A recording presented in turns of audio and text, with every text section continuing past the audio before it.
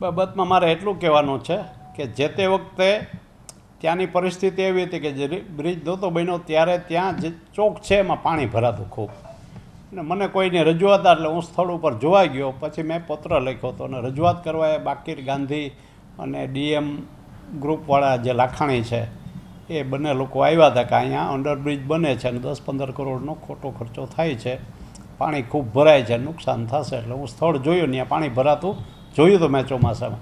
મેં સરકારમાં એવી રજૂઆત કરી કે બિનજરૂરી આ ખર્ચો કરવાની જરૂર નથી, અહીંયા ઓલરેડી પાણી તો ભરાય છે, તો જો તમે આ બ્રિજ અંડરબ્રિજ બનાવશો તો પાણી વધારે નુકસાન થશે, એટલે પહેલાં આનું કંઈ સોલ્યુશન થાય એવું કરો, એવું મેં પત્ર લખ્યો તો એ વાત સાચી છે.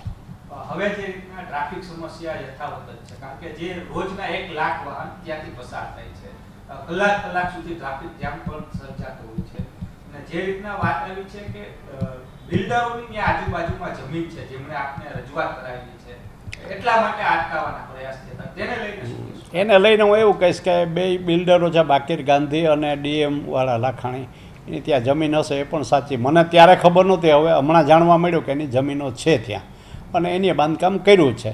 મારો ઈરાદો તો એ જ હતો કે બિનજરૂરી અંડરબ્રિજ બનાય પછી જો આની સમસ્યાનું સમાધાન ન થાય તો ખોટા પૈસા કોર્પોરેશનના કે ગવર્મેન્ટના ન જાય, એટલે મેં ખુલ્લો પત્ર લખ્યો હતો અને એ વાત સાચી છે. મારો હેતુ એ હતો કે આ અગવડતામાં પાછા પૈસા બગડશે, એ ન બગડે એટલા માટેની વાત.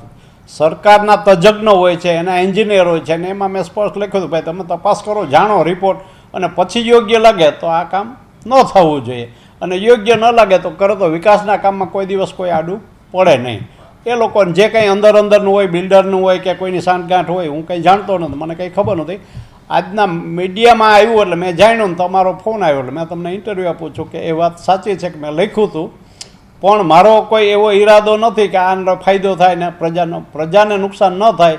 પ્રજા જે પાણીમાં અંદર પેલું થતું હતું એટલે ન થાય એટલા માટે. હવે જો સરકારને અને બીજા કોઈ અધિકારીઓને કે લાગે એવું કે આ ભાઈ બરાબર નથી ને પાણી ભરાય છે, એનો રસ્તો કરવો છે, એનો અંડરબ્રિજ થાય, તો હું એમાં સહમત છું ને મેં કોઈ ભૂલ નથી કરી.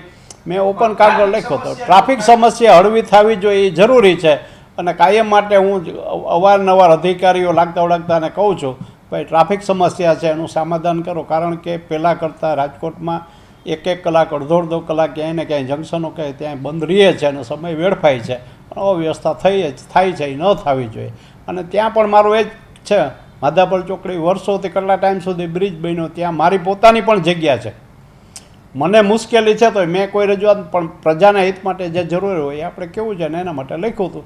હવે સરકારને કે કોર્પોરેશનને કે જે કોઈને યોગ્ય લાગે કે ભાઈ આ બનાવવું જરૂરી છે તો બરાબર છે, ને એમ ક્યાંક નથી તો એને જ મેં મારી રજૂઆત માત્ર કોઈએ મને કીધું હતું બિલ્ડરોએ, અને એની ત્યાં જગ્યા હશે એ હું નહોતો જાણતો. એક લાખાણીની હતી મને ખબર હતી, બાકીરભાઈની છે કે નહીં હું જાણતો નહોતો, પણ મેં રજૂઆત કરી હતી. પણ પ્રજાના હિતમાં એ મારી રજૂઆત છે સાચી કે ખોટી એ તો સરકારે કે કોર્પોરેશને જોઈને પછી નિર્ણય લેતા હોય ને એની પાસે તજજ્ઞ હોય. હું કોઈ તજજ્ઞ માણસ નથી, કોઈ એન્જિનિયર નથી, પણ મેં સ્થળ ઉપર જે જોયું હતું એ મેં લખીને મોકલ્યું હતું.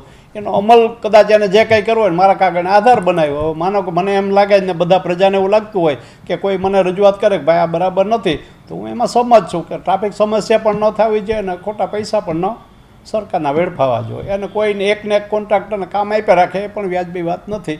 એમાં પણ કંઈક સુધારા થવા જોઈએ, ક્યાંક બ્લેકલિસ્ટ હોય ને અહીંયા વ્યાજબી ન હોય છતાં કામ આપતા હોય, આવા કોઈ બાબતો હોય તો એમાં હું ક્યાંય કોઈની સાથે સહકારમાં નથી. હું કાયમ માટે મારું જે વલણ છે સ્પષ્ટ છે, ભ્રષ્ટાચાર થતો હોય એની હું વિરુદ્ધમાં છું.